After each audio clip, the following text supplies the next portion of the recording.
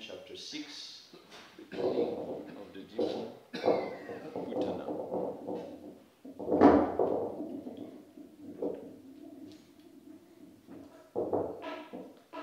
So I'll be reading the verse 19 and 20 by myself. We'll be repeating the verse 21. Text 19. Yashoda roini pyamta samam bhalasya sarvataha raksham vidadire samyak gopucha brahmanadibihi. Translation. Thereafter Mother Yashoda and Rohini, along with the other elderly gopis, waved about the switch of a cow to give full protection to the child Shri Krishna. Purport. When Krishna was saved from such a great danger, Mother Yashoda and Rohini were principally concerned, and the other elderly gopis were almost equally concerned, followed the activities of Mother Yashoda and Rohini. Here we find that in household affairs, ladies could take charge of protecting a child simply by taking help from the cow. As described here, they knew how to wave about the switch of a cow so as to protect the child from all types of danger.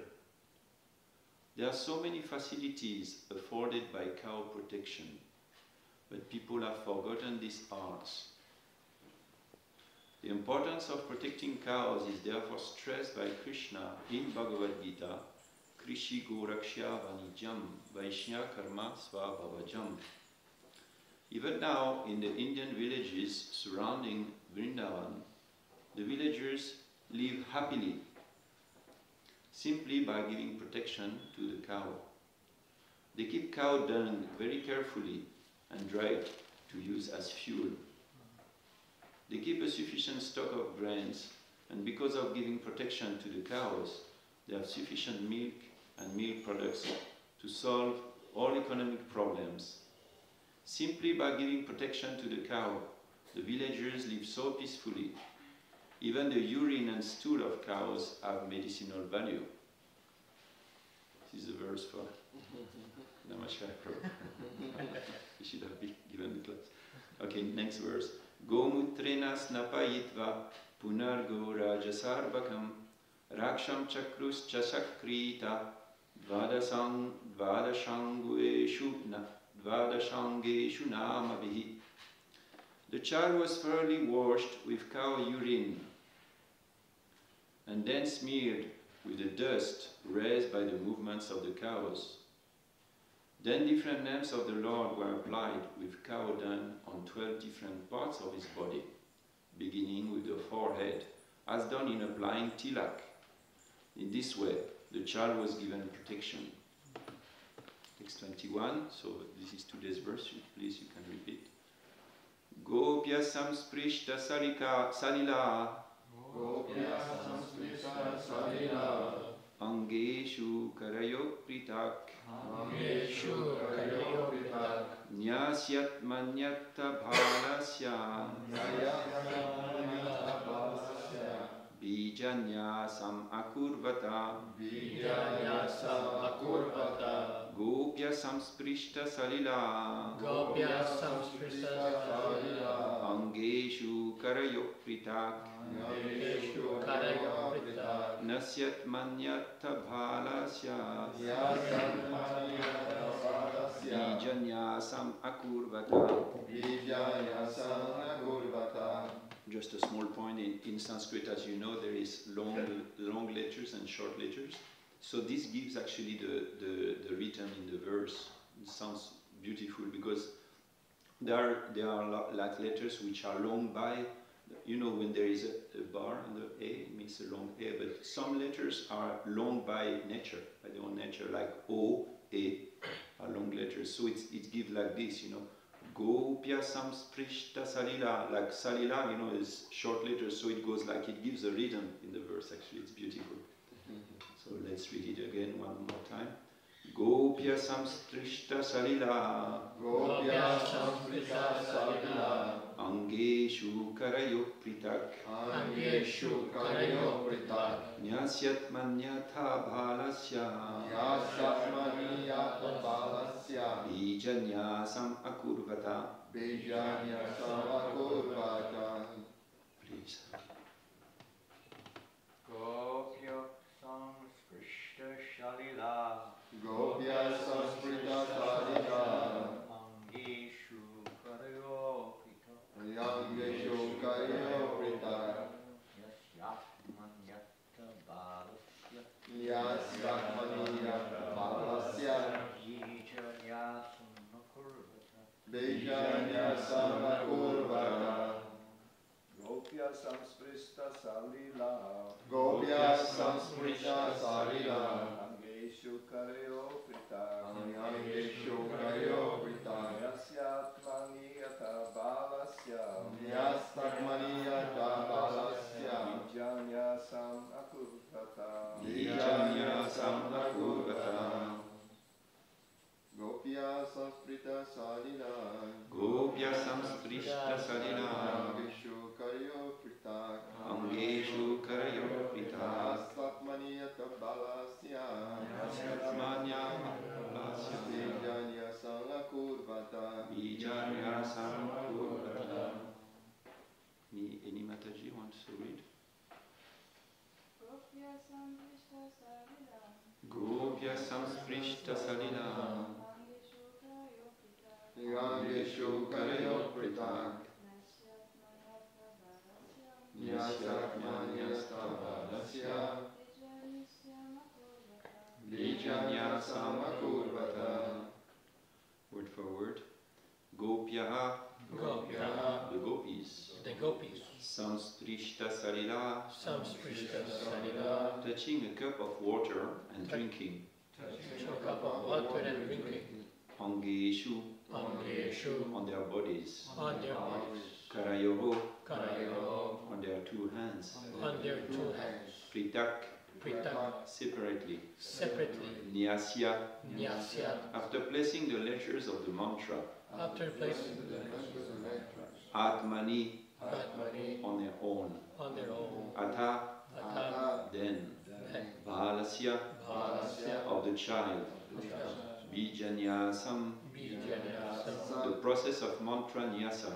the process of mantra and nyasa, Akurvata, akurvata, executed. executed. Translation and Translation. The gopis first executed the process of achamana, drinking a sip of water from the right hand. They purified their bodies and hands with the nyasa mantra and then applied the same mantra on the body of the child. Nyasa mantra includes achamana, or first drinking a sip of water kept in the right hand. There are different Vishnu mantras to purify the body. The gopis, and in fact any householders, knew the process for being purified by chanting Vedic hymns. The gopis executed this process first to purify themselves and then to purify the child Krishna. One executes the process of Anganyasa and Karanyasa simply by drinking a little sip of water and chanting the mantra. The mantra is preceded with the first letter of the name, followed by Anusvara and the word Namaha. Am Namo Jastavangri Abhyat Mammano Manimam Stavo Januni Abhyat, and so on. By losing Indian culture, Indian householders have forgotten how to execute the Anganyasa and are simply busy in sense gratification without any advanced knowledge of human civilization.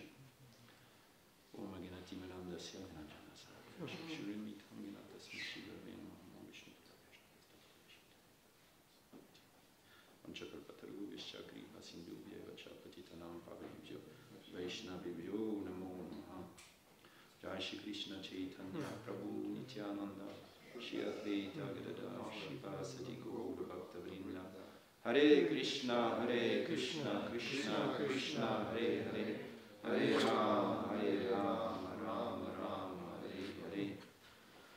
So in these verses we have a glimpse into Vedic culture centered around cow protection.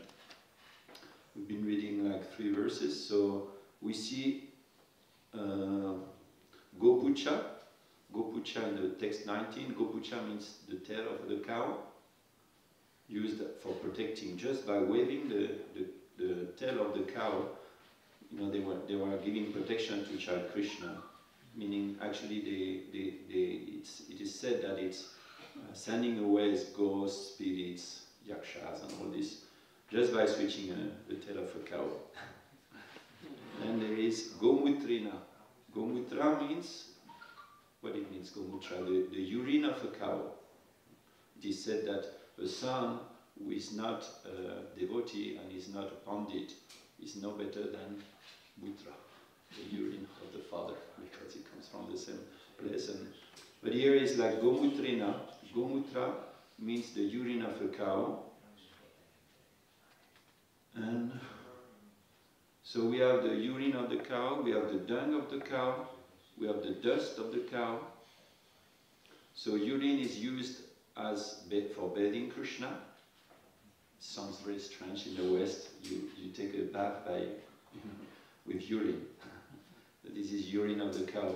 And then the soap is the dust raised by the hooves of the cow. The dung, cow dung, it will be used for tilak. As we read, the tail is used as for protection. So this is actually, I think, the only animal, only living being. Even the Vaishnavas are so pure, they are even purer than the Brahmanas. But even the stool and urine of the Vaishnavas is not considered pure. But the stool and urine of the cow is considered pure. So this is how elevated is the cow. And so we know, of course, the cow is coming all over the place. Govinda, Gopal, Gokula, Govardhan, Gopa, Gopi, Goloka. Means, okay, Govinda is the one who is giving pleasure to the cows, to the senses. So Go means also senses, but it means cow. Actually, I was listening that all the demigods, they reside in the body of the cow. So 33, actually 330 millions demigods reside in the cow.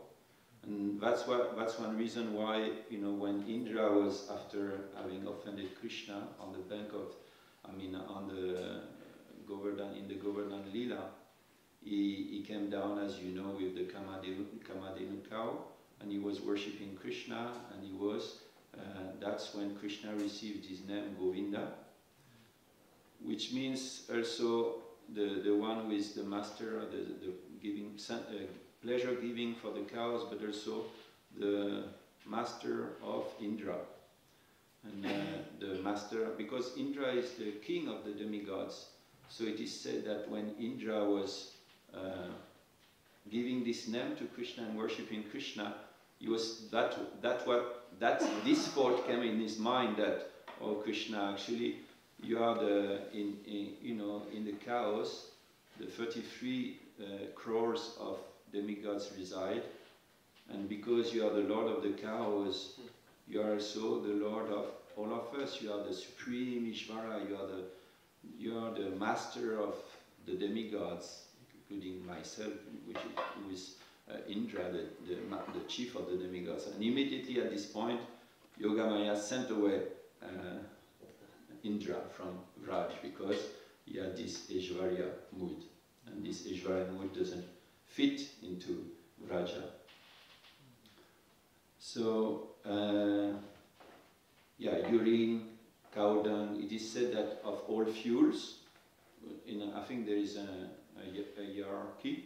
The electricity is the worst, then gas, then wood, then cow dung. This is the cow dung is the best.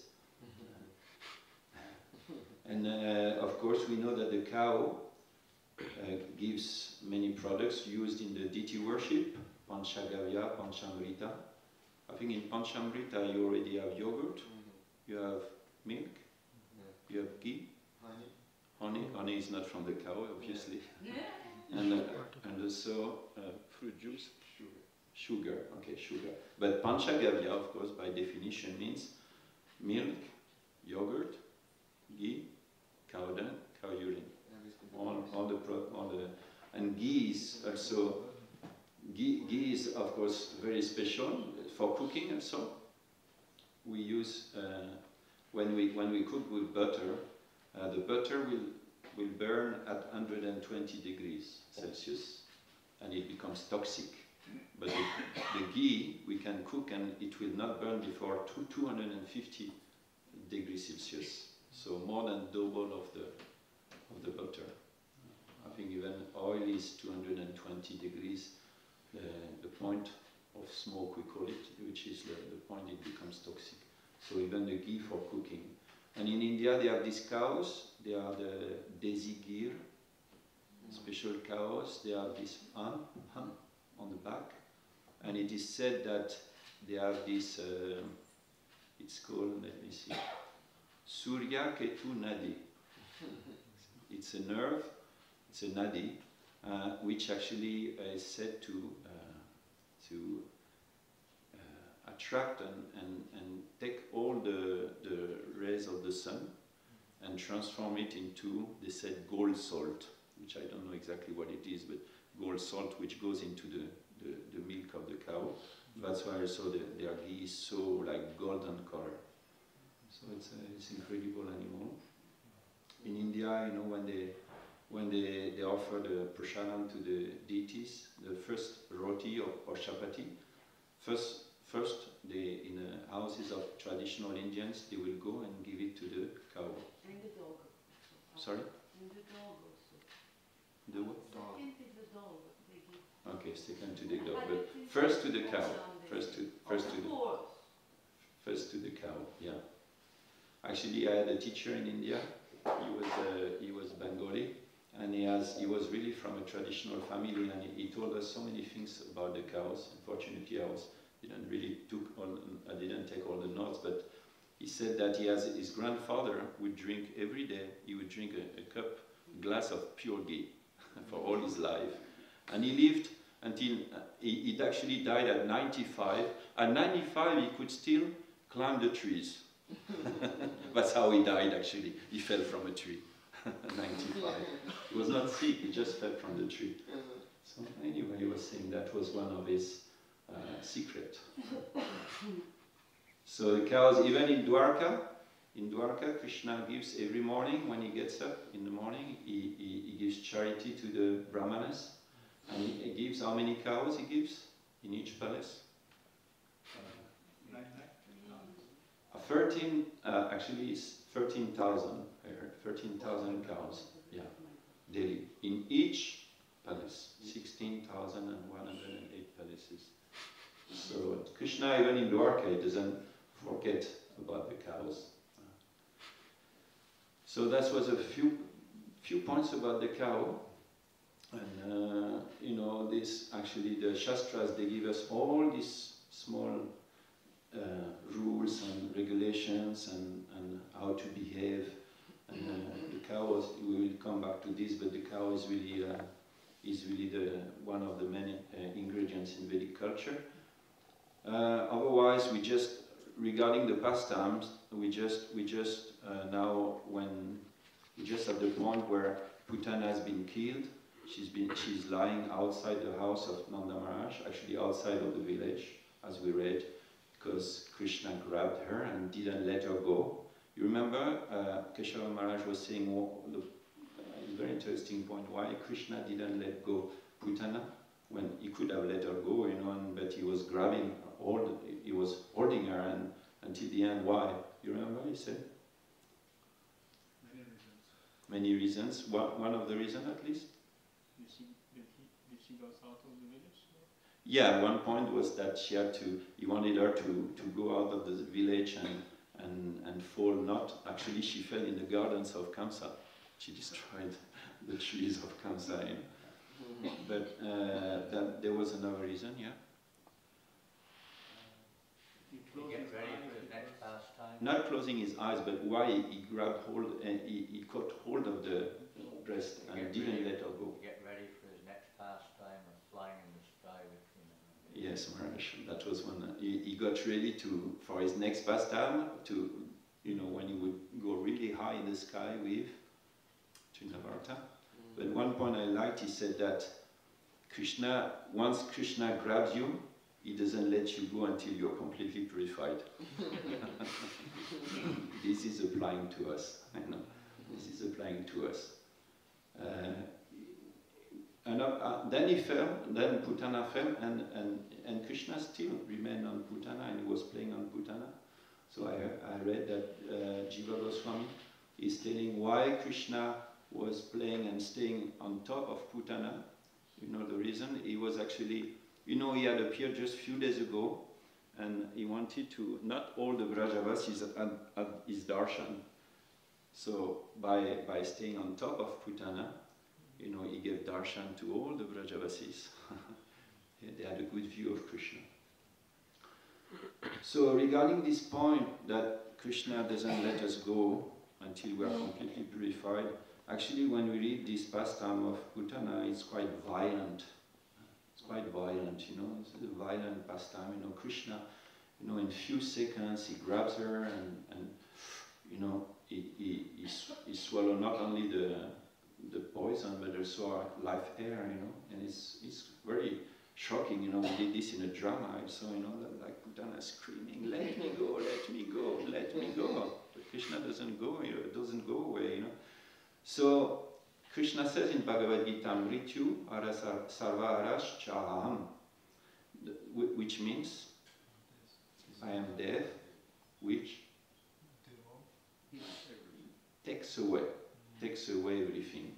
Hari means actually one who takes things away, when sometimes the Muslims, they joke about the Hindus, the devotees who chant Hari, Hari, because they call him thief, they call him the thief. Thief means also, Hari means thief, actually one who takes away. So, Mrityu sarva araschaham. Krishna takes away everything at the time of death. When Prabhupada was on his deathbed, only physically, there's the skin left on the bones. And he told the devotees, don't think this will not happen to you. Don't think it will not happen to you. It's very difficult actually to project ourselves to this last moment, as long as we are healthy. To different degrees, Janmeshvaya, Shuta, Shivi, Damada, Pura, Pumam, all these material possession situations, they intoxicate us. They don't let us see the reality in the face. This is also the most astonishing thing, according to Maharaj Yudhishthira. When he met the Yaksha, and the Yaksha was asking all these hundreds of questions. One question was, Kim Ascharyam Atak Param? What is the most astonishing thing in the world? And Yudhishthira Maharaj answered that the most astonishing thing is that everybody can see Ahani Hani Bhutani Gachanti I Amalayam. Ahani Hani Bhutani. Every day, Ahani Hani Bhutani, all the living beings, Gachanti I Amalayam. They go to the place of Yamaraj. Gachanti I Amalayam. Alaya means place in Sanskrit, so we call the temple, we call it Devalayam, the place of God. Himalaya, Ima means snow, the place of snow, Himalaya. Alayam means place. So Gachanti Himalayam. So every living entity goes to the place of Yamaraj. But Shesha Stavari Ichanti Kimashtaryam Atakparam. Shesha Stavara Ichanti. Shesha means the rest, the remaining living entities who do not go to Yamaraj, means us. Shesha. Ichanti, Stavaram Ichanti. Stavaram means staying, meaning fixed in a place. Stavaram Ichanti. Ichanti means they desire, they wish, they think they will, they will stay eternally in this world. So this is actually the most astonishing thing. Not the Eiffel Tower, not, most astonishing thing is actually this. That even as devotees, it's very difficult to think that one day will be our day. and this can come every day. So Mrityu Sarva Harascharam means Krishna at the time of death, he takes everything. But there is another way. Another way to get free from everything is told in the Bhagavatam. Mukti idva anyata rupam svarupena vyavastiti. This is the definition of liberation. Because in one sense, death is taken as a liberation for many people, you know. It's like recently we had a friend in Tours. Our sister was in the coma for many weeks, you know, many months. You know, all of a sudden she had a stroke and then she fell into coma, and then, you know, first of all she was half conscious, but she was blind. She became blind. And so it's a lot of pain. She was crying so much, you know, actually, even though she couldn't communicate with the external world. You know? So recently, like 5 days ago or something, our sister, who is a good friend of the restaurant, she told us that she left her body and said, oh, it must be a shock for you. Actually, she said, no, yes, but, you know, it's a soulagement, it's a relief. It's a relief. Even, you know, they interviewed Elon Musk. They interviewed him on the TV, you know, I mean on internet. And they asked him a few questions, and you see, you know, he's the richest person in the world. Nobody can be as rich as him, actually, practically speaking. He's so rich. But they asked him a few questions. Do you feel alone sometimes? He's thinking, you know, he's thinking always, you know, before answering, you know. But he said, yeah, sometimes when I'm not with my dog. Because he has this habit to go to the forest. He lives in a small, actually, house, 50 square meters, I heard. I mean, at least he has one like this. Maybe he has more possessions, I guess. But he goes and he said, well, I'm not with my dog. And then the person asked him, the journalist asked him, what do you think about death? And he thought for a moment. He said, I think it will come as a relief. So think about it, you know, if you want to become rich, you know. He thinks that death will become as a relief, you know. It means he's suffering, you know. So, but actually, we know, a spiritualist knows that this is not a relief, actually, because life goes on. And the main thing which bothers us, which is the mind, subtle body, false ego, goes on and stays with us. So that's why Srimad Bhagavatam gives another definition of mukti. Mukti idva anyata rupam swarupena vyavastiti. Mukti means idva anyata rupam, form. Idva means giving up. Giving up any other form. Anyata rupam svarupena vyavastiti. Svarup. And when we give up all our forms and we remain in our Svarup original forms, this is mukti. This is real liberation. So what is our original form? Svarup, very famous verse. Huh? Yes, Chaitanya Chaitamrita, Jivira, Krishnera, Nityadas. So that's our original Svarup, nothing else, nothing else. Yeah, and to be more precise, in the tradition of Gaudiya tradition, Gopi Partu Padakamalayo Dasa Das and Udas.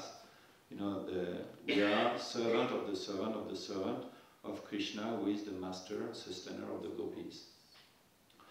So, when we get in touch with Krishna, and Krishna grabs us, he will not let us go until we are revived our Svarup, Krishna Dasi. He will not let us go. So, this is real liberation. And you can take many forms. We can take Anyata Rupam. We can take many forms. We know that we took many forms already. 8,400,000 forms we took. Charachana, Varakshani, Stavaram. We took many millions of forms.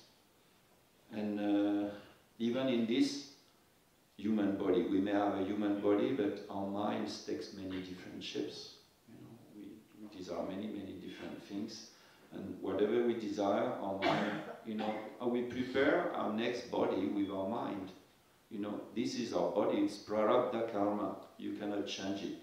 You can change your karma, but one part of the karma you cannot change is your body, because you get it, you get it until death. But mind may change. We may become, we may develop a lower mentality, or we may develop a spiritual identity even within this human body. So it's interesting. We see that Putana, when she was touched by Krishna, and even though she came in a very nice shape, by the touch of Krishna and Krishna's, purifying touch, she immediately our real form was revealed, which was a demoness, Asura. So we have this, actually this Sura and Asura mentality. Krishna says in Bhagavad Gita, Vasurgo, he says, let me Dvobhuto Sargo Lokesmin. Yeah, that's another version actually. Dvobhuto Sargo Lokesmin, Deva Asura Evacha. There are two kinds of living entities in this world, Suras and Asuras. Suras means, and we will see what is Krishna's definition of Asura and Sura. It's not like, it's not automatically that an Asura, has horns and long teeth. An Asura is simply one who doesn't follow the scriptures. Doesn't follow the rules of the scriptures according to Krishna. He is an Asura. Pravitim cha, Nivritim cha, Janana Vidur Asura. So, an Asura is one who follows the scriptures. The whole 16th chapter of Bhagavad Gita is about these two classification. Now, we may find this a little bit tough definition, and it may seem a bit fanatic actually. You are not devotee, you are demon. Prabhupada says sometime in the classes, he said, very simple, one is not a devotee, he's a demon. So, not the first subject in a lecture, in a public lecture.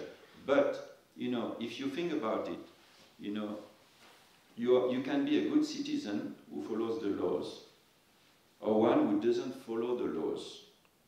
Take an example, you come from England, you drive on the left side of the road. You come to France, and you don't know. You don't know, so you keep driving on the left side. So you actually, even though you don't do it voluntarily, consciously, you're still an outlaw. You can be a law-abiding citizen or an outlaw. Outlaw means usually, when we speak about an outlaw, it's like a criminal, no? The feel of a criminal. But one who drives on the wrong side of the street is an outlaw, isn't it? Even though if he doesn't do it, consciously. But he's an outlaw. So, Asuram Bhavam Ashrita. Krishna says that there are in the four people who reject him. There is one kind who are. He doesn't put everybody in this category actually. Mayaya Paritagyana, but he puts one category is called Asuram Bhavam Ashrita. Ashrita means take shelter. They really take shelter. Taking shelter means consciously. Consciously they take shelter of this Bhava Asura. So there are few like this who are actually consciously Asuras. They really do it, like they know they're doing harm, but they don't care, They kill millions of people, thousands of people, just to make money. It's not everybody like this, your neighbor who goes to buy his baguette in the morning, and come back. But he may be called a demon actually. He's a nice French guy, But why? Because he's ignorant, he's innocent, but he will be influenced either by the Sura side or the Asura side. So that's the point, that that's why Prabhupada says, this definition may be strong for us, but that's actually the definition. And in the purport of Bhagavad Gita, this verse, Pravitim Cha Nivritim Cha, Prabhupada says, I will read a small passage because it's like related to today, because remember today we're reading about all this knowledge about small details in Vedic culture, how to use the tail of the cow, how to use urine of the cow, and see what is the situation of the world today, They kill the cow by millions, they use the skin to make bags, shoes, they use the blood for lipsticks, cosmetics. They use the bones for toothpaste, Protect the dogs, of course, we know. Now everybody goes in the street, they have to carry a small bag with them, with their dog, and you know what they do, when the dog is passing. It's like horrible, horrible, But the cow, they will send to the slaughterhouse, So this is actually the situation of the world now. Nobody knows what Pravitim Cha Nivritim Cha, what has to be done and what has not to be done. And Prabhupada says, in every civilized human society there is some set of scriptural rules and regulations which is followed from the beginning. Especially among the Aryans, those who adopt the Vedic civilization and who are known as the most advanced civilized people. Those who do not follow the scriptural injunctions are supposed to be demons. Therefore, it is stated here that the demons do not follow the scriptural rules, nor do they have any inclination to follow them. As for behavior, there are many rules and regulations guiding human behavior, such as the Manu Samhita, which is the law of human race. Even up to today, those who are Hindu follow the Manu Samhita. Of course, when Prabhupada writes up to today, this is like 50 years ago, and time has changed. Time has changed, but even in India, those, it's funny because as I was reading these things about waving the tail of a cow, and yesterday I was preparing a little bit, my wife didn't know the subject of the class, but she came to my room and said, please stand up, and she took a lemon and take the bad eye, regularly, we get to have this treatment, the lemon, and then you spit 3 times on the lemon, then you go and throw the lemon out of the house, out of the home, So these things are still there, Some different. So, do we think it makes a difference to follow, not follow these things, the scriptural rules in one's life? People are thinking that rules and regulations are binding, and doing whatever you like is free.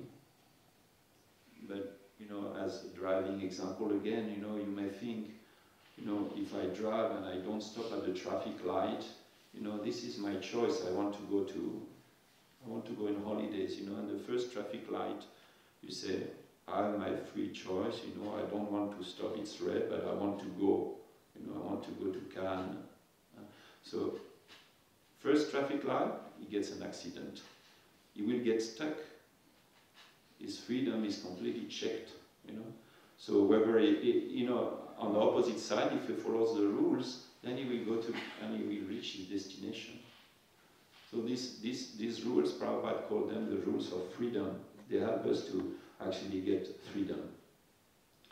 And Krishna concludes the 16th chapter of Bhagavad Gita by saying this, Yashastram Vedanustrija Vartate Kamakarata Nasasiddhim Avapnoti Nasukam Na Paramgatim. That one, Yasastram Vidimustrija, one who rejects the Shastra Vidis, Yashastram Vidimustrija Vartate Kamakarata, and who acts only upon his Kama. Just prior to this verse, Krishna has spoken to Arjuna about the reasons, the 3 gates leading to hell, which are very prominent in the Asuric life, which are the 3 gates leading to hell. Lust, anger, lust, and greed. Yes, Kama, Krodha, Lobha. Yes. Nashanam Atmanam, they call the huh? destruction of the soul. So Krishna says you have to reject this, you have to give up these free gates, evam tyajet, you have to give up these free gates. So now he's saying that one who is actually following his lust, following his anger, his greed, kama karata, which acting, karata means acting, kama, because just on lust only. Nasa siddhim avapnoti, he will not reach perfection. Nasukam, he will not reach happiness, he will not know any happiness. Na param gatim, he will never come to me, never reach the supreme destination. On the opposite side, last verse of the 16th chapter, Tasmat Shastram Pramanante Karyam Vyavastito. So he's saying to Arjuna, therefore, Tasmat Shastram Pramanante, you have to know the Pramanam. Praman means evidence of the scriptures, and you have to follow them. Let me read the verse. 16:24.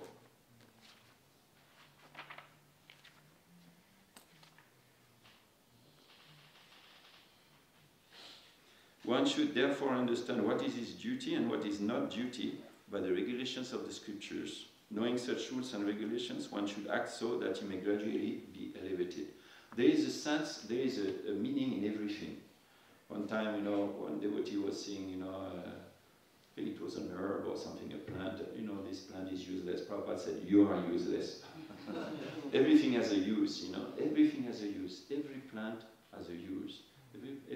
So we may have lost this Vedic knowledge, but even in our Western countries, people knew these things a few decades ago. I remember one time in the temple room, there was a frelon, comment on dit un frelon? Wasp? Huge hornet, huge hornet bit one lady, one girl actually. How painful it is, she bit on the foot. There was this devotee, I think his name was Vijahari, was living in Noirles-les-Fontaines. And he went outside, picked up a leaf of something, and came back, he applied it, finished.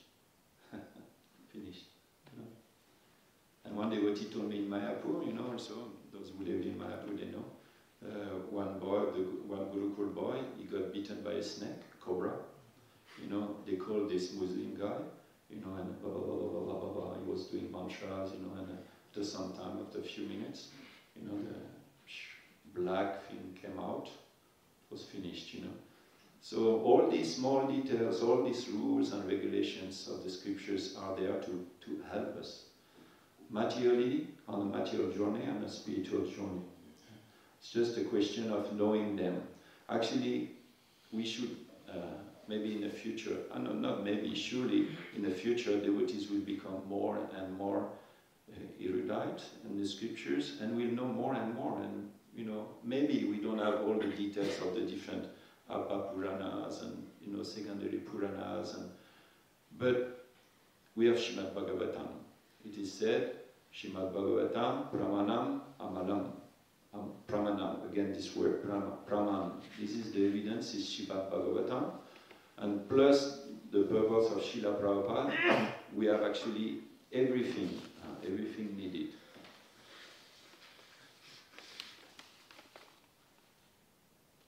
And Prabhupada, he has concentrated all the rules, basically all the rules in the scriptures for us.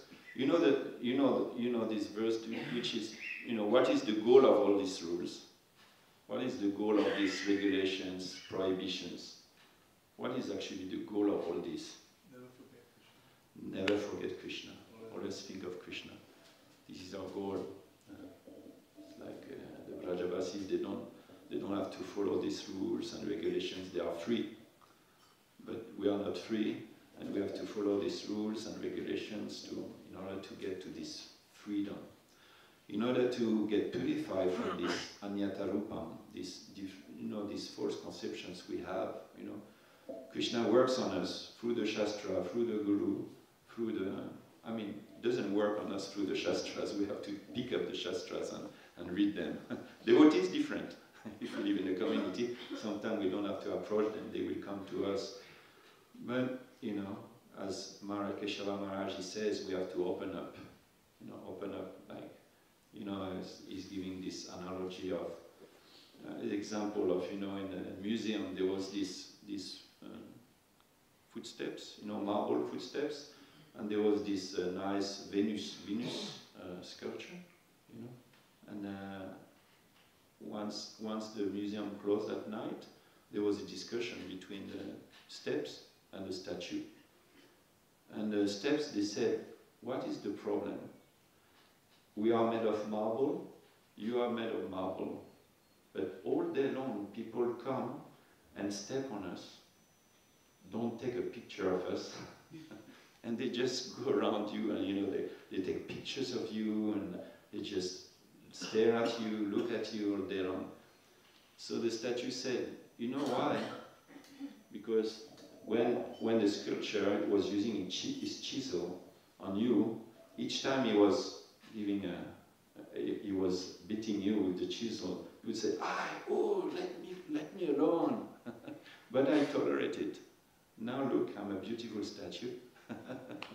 So it's a nice example actually. That actually, it may be painful, but it's for good. And if we let Krishna do, we'll get purified from these different anarthas, and we'll finally one day, hopefully, get free from all these other, you know, identifications, which is one definition of devotional services. So what is that definition? You know, let go the Shivana.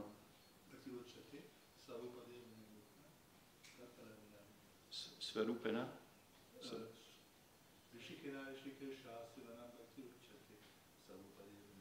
Sarvopadi vinir muktam. Again, this word mukta, sarvo upadis. And this same. So we have this suras and asura side. You know, we have to help each other. You know, in communities, we are in the same boat. La même, en français, on dit la même galère. You know, what is galère in English? You know, these slave boats. You know, I don't know if they have a special name. In French, we call them galères. They have a special name, maybe in English. You know, these boats, all the slaves, you know, were rowing the boat. Huh? Slave driver. Same boat. The boat. So we are in the same galère, so all in the same galère, you know. So we, rather than, you know, putting difficulties to each other, you know, we have to help each other. One thing we can be sure, we can always help somebody. At any point, we can help somebody, and we can be helped by somebody. Any point, any given situation, we can ask help from somebody, and we can also help somebody. So any point, any situation. So anyway, a few more points, but it's time. And so also I wanted to finish just on the point that all these rules and regulations, you know, the scriptures, they give us. The main rules are, you know, this Varnashram Dharma also system as a way to live practically, you know, and for sannyasis, brahmacharis, life is easy to organize. There's not much, you know, there's not much, a small backpack, you know, and everything fits in a backpack, you know. You can leave any time, no bills to pay, nothing to pay, no worries, no worries. And they are meant to travel. But grihasthas, that's another story, you know, that's another story. And actually, they have to pay bills, they have to see for the education of their children, they have to see to they have to take care of not only one mind, but a few minds. And they have to take care not only of one body, but of few bodies also. And especially children, you know, when you get to have children, you start to know what is, you know, taking appointment to the hospital, clinic, and these things, you know. And so, of course, you know, if we Prabhupada resumed all the rules and regulations in these 4 regulative principles, four prohibitions, nishedas, and 1 vidi, chant 16 rounds, you know, this is the main thing, you know. But if we follow them, it will create a very different society. Like, you know, we say no illicit sex, though, in a sense, you know, taking seriously the life of Grihastha, you know, which is like, you will stay with the same wife and same husband for 25, 30 years, you know, then you have to make solid plans for 20 years. If you think that, okay, I'll try with this 1 year, 6 months, you know, then maybe another one for 1 year, you know, 2 years, and I'll go to India, you know, for a month, and then try again another one. Then you don't have to make plans, serious plans, you know.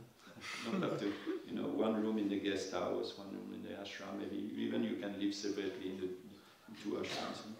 But if you think you have to live for 30 years, you have to be grounded, you know.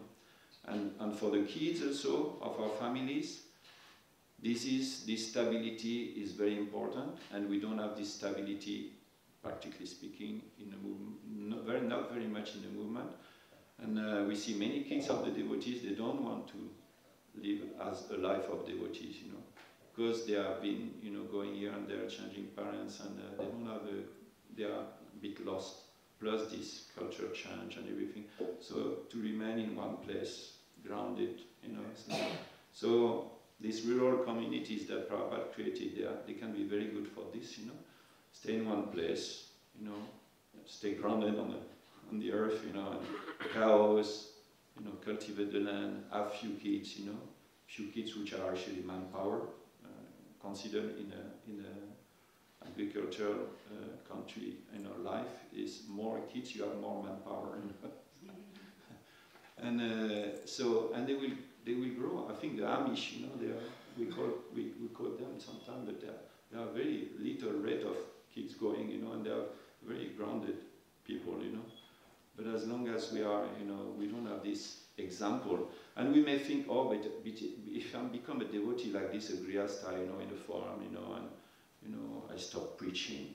But this is actually one of the best preaching, you know, to show this lifestyle, you know. People will be very impressed, and they will want to live like us, you know, otherwise we just tell a philosophy, and there is nothing to back it up. Where it is, you know, where is this example you're talking about? Of course, our character is always an example, but lifestyle and wise. So anyway, that was my small personal point, but I'd like to stop here. Thank you very much. Maybe one time for a comment, question. Yeah. One topic Quickly. in the purport that Yeah. Prabhupada says is that people are forgetting Indian culture and principally here in this verse they speak about purity.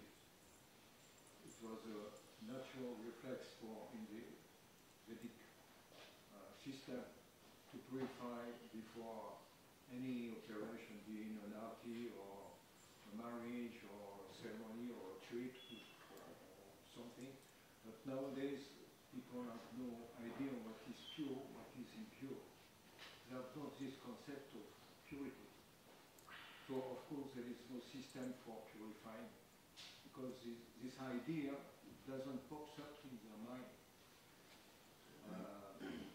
So in our society we are promoting these new ideas for the world now, and people are stranger to these ideas. Yes. Purity, what is impurity, because it is so much unmorality in the world. So it's a big challenge for us to remind people what is purity or impurity. Yeah. Is one aspect of the verse. Yeah. And this even in these practices, like when they were applying tilaks, and the main thing is the saying of the names. You know? Actually, I took given by Also one the, incredible Amal, what's his name? also the importance of the water, using water for purifying. Yeah. That the 12, you know where are the 12 names of the tilak coming from? We may, sometimes people are asking us, where do you get these things, and not even Udvam tilak is called Udvam, because Udvam is going upwards. That's one reason one devotee said, Amarendra Prabhu is a very scholarly devotee, Amarendra. He said it's going upward, so it's starting from the very low position, going very high, so it's one meaning of the tilak. Actually, the 12 names of the tilak are given by Sanatana Goswami in his Brihad Vaishnava Toshani, and himself, he takes it from Padma Purana. That devotee was reading a verse where it mentions exactly the names and where the tilak should be applied. So this tilak applying, it's coming from the Padma Purana. So yeah, this all. So anyway, the name is the main thing, and we can hope that by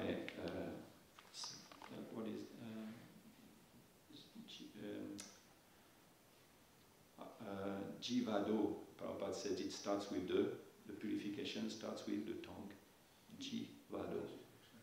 Tak Shri Krishna Namadi, Navavet Karayam Indriye, Sevon Mukhe Jivado. So that's why we introduce the holy names, holy names, and basically a basic understanding that of the Bhagavad Gita, and then after people will go further and further. It's not that everybody will adopt the principles, I read it yesterday that actually these principles, of purity that we are asked to follow are Brahmin standard, actually, for the Brahmins, So it's very high, actually. But even if there is a few percentage of people who are clean and who are a good example, and they will purify the society and will lead the society. People will be inspired to follow. So actually, I would like to finish on one verse of the conclusion, actually introduction of Bhagavad Gita. It's called the Gita Mahatmya. And since we are talking about cows today, there is a nice verse. You can repeat actually after me if you like. There's 3 verses, but we'll read only, we can read introduction, okay. If you want to repeat, Bharatamrita, Sarvasam, Vishnu Vaktrat, Vinisritam, Gita Ganga, Udakam Pitva, Punarjanma, Navidyate. One who drinks the water of the Ganges attains salvation. So what to speak of one who drinks the nectar of Bhagavad Gita? Bhagavad Gita is the essential nectar of the Mahabharata, and it is spoken by Lord Krishna himself, the original Vishnu. And that verse, Sarvopanishado Gavo, Dogda Gopalanandana, Partho Vatsa, Sudhir Bhokta, Dugdam, Itamritam, Mahat. Listen, it's a nice analogy. This Gita-Upanishad, Bhagavad Gita, the essence of all the Upanishads, is just like a cow. And Lord Krishna, who is famous as a cowherd boy, is milking this cow. Arjuna is just like a calf, and learned scholars and pure devotees are to drink the nectarian milk of Bhagavad Gita. So who is the cow in this example? Bhagavad Gita is the cow.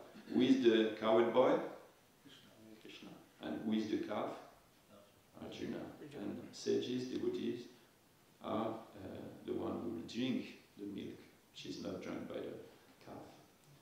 And Prabhupada said in the last verse, I will read it alone if you like, Ekashastram devaki putra gitam eko devo devaki putram eva eko mantrastasya namaniyani karmanye kam tasya devasya seva. In this present day, people are very much eager to have one scripture, one God, one religion, and one occupation. Therefore, Ekam Shastra Devaki Putra Gitam, let there be one scripture only, One common scripture for the whole world, Bhagavad Gita. Eko devo devaki putreva, let there be one God for the whole world, Shri Krishna. Eko mantras tasya namani, and one hymn, one mantra, one prayer, the chanting of his name, Hare Krishna, Krishna Krishna, Hare Hare, Hare Ram, Ram Ram, Hare Hare. Karma priyekam tasya devasya seva, and let there be only one work, the service of the Supreme Personality of Godhead. Srila Prabhupada ki jai, Srimad Bhagavatam ki jai.